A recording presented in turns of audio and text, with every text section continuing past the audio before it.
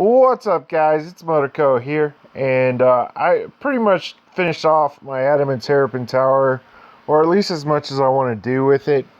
Um, Currently, right now, with I think a day and a half left, I'm sitting still in the top 500 with 123 kills and a score of 979,000.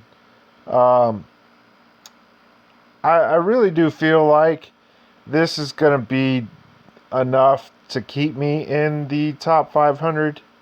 Um, it very well may not be. I don't know for sure. But even if it doesn't, I'm still almost guaranteed at this point to be in the top 1,000, which means I'm still going to get 30 ability tickets and the 10 crystals. I was more worried about getting the 10 crystals than anything else. Those are extremely important. I know 20 ability tickets cost more than 5 crystals does in the market, but that's not really what I was concerned with. I know eventually at some point crystals are going to be used to unlock job panels in lieu of skill seeds for certain advanced jobs, and so crystals are going to be very important to have around. Um, it is a farmable resource. If you go around chapter 2 trying to beat those bosses, occasionally they'll drop a crystal. Um, so that's something to kind of keep in mind while you're doing your ability farming and stuff.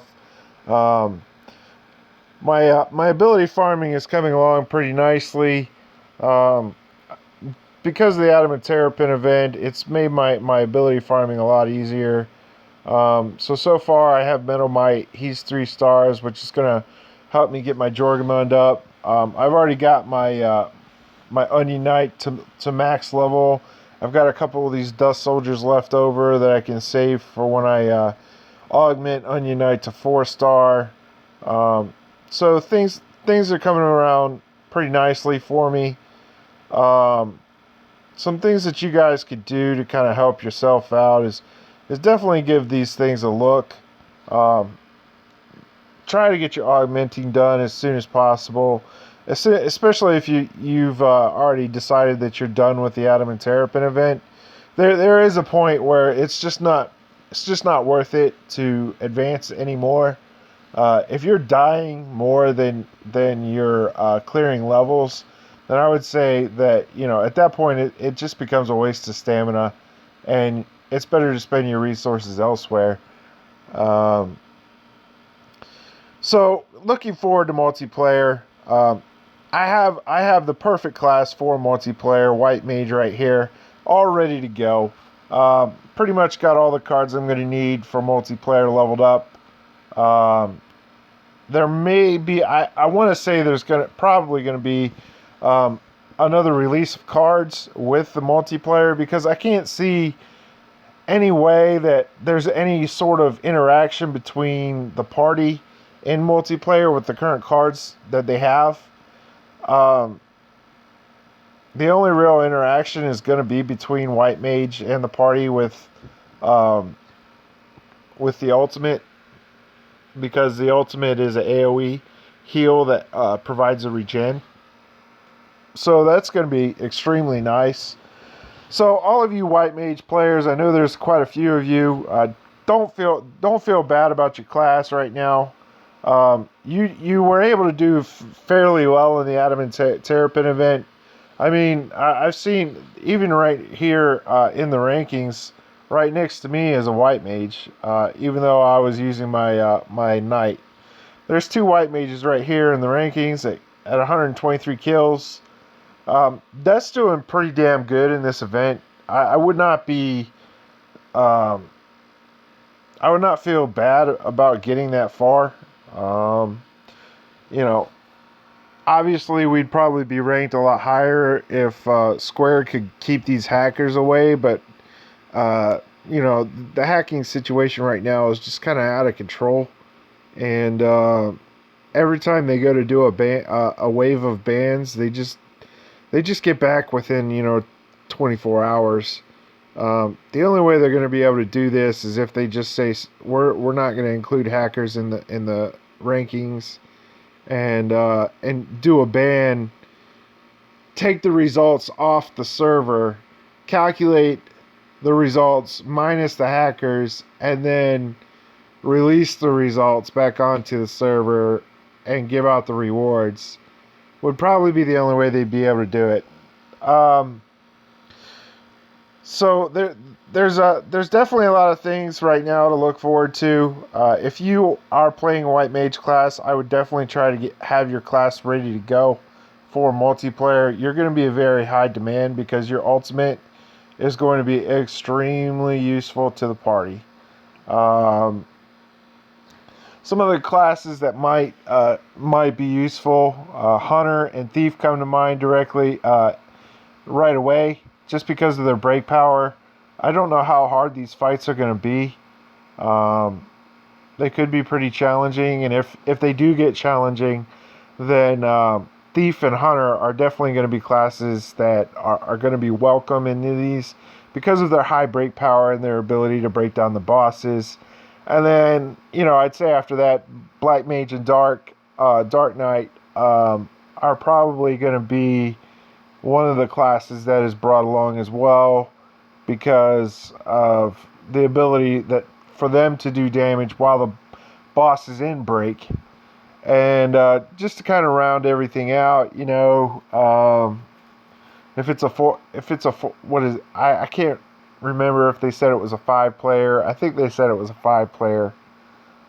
So, you're probably going to need one white mage, one break class, and then, the rest, some form of damage dealer.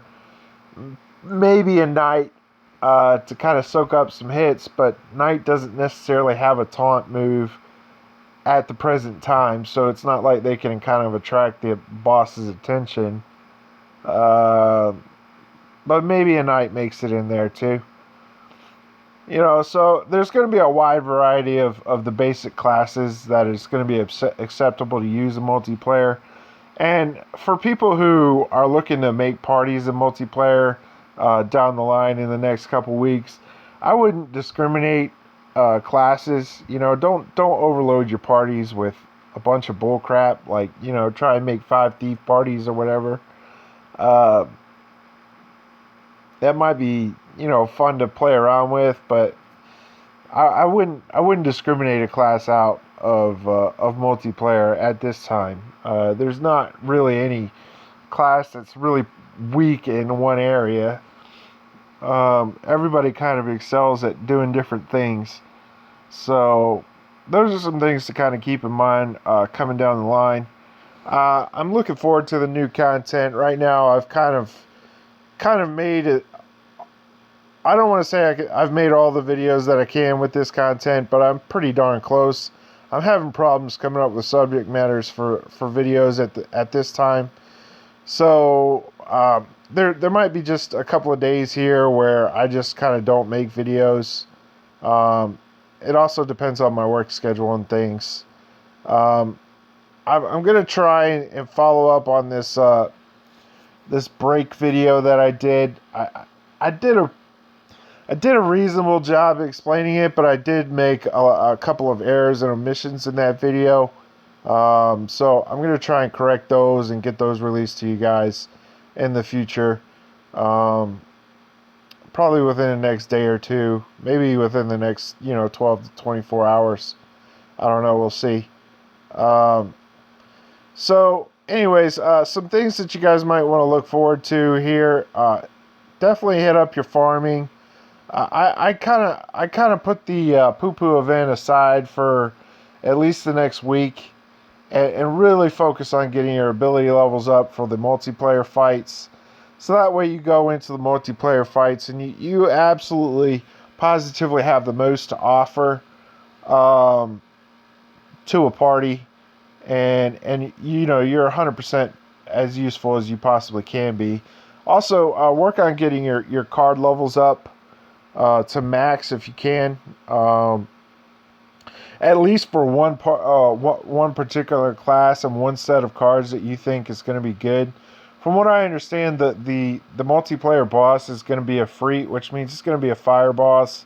So if you have access to any water cards or anything like that. Focus on those, get those up, and just be ready for multiplayer to drop.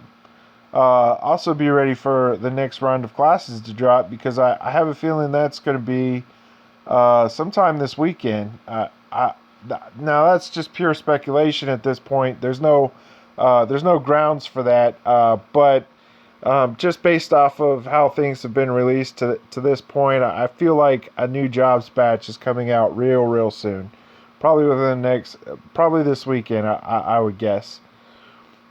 So stay tuned, guys. I'm gonna keep making videos, especially as content comes out.